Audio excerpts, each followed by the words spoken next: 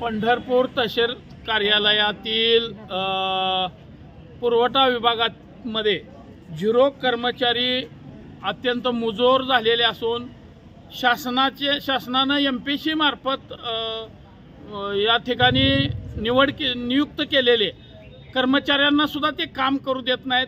त्यांनी प्रचंड असा या तालुक्यामधील पुरवठा विभागात भ्रष्टाचार सुरू केलेला आहे।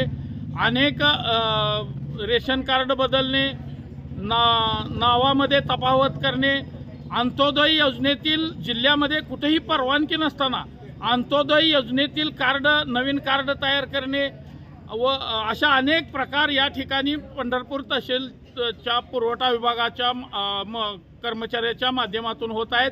त्याविरुद्ध काल आम्ही जिल्हा पुरवठा अधिकाऱ्यांना पत्र दिलेलं आहे। तसेच या राज्याचे अन्न व नागरी पुरवठा मंत्री छगनरावजी भुजबळ साहेब यांच्याकडे आम्ही तक्रार केलेली आहे।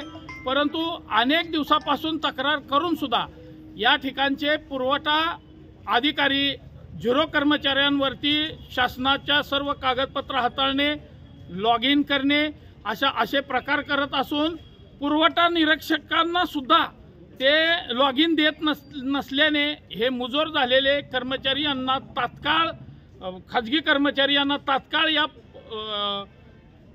तहसील आवारात येण्यास बंदी घालावी, अन्यथा सर्व रेशन दुकानदार व सामान्य नागरिकांच्या वतीनं या तहसील कार्यालयासमोर तीव्र स्वरूपाचं आंदोलन करण्यात येणार आहे।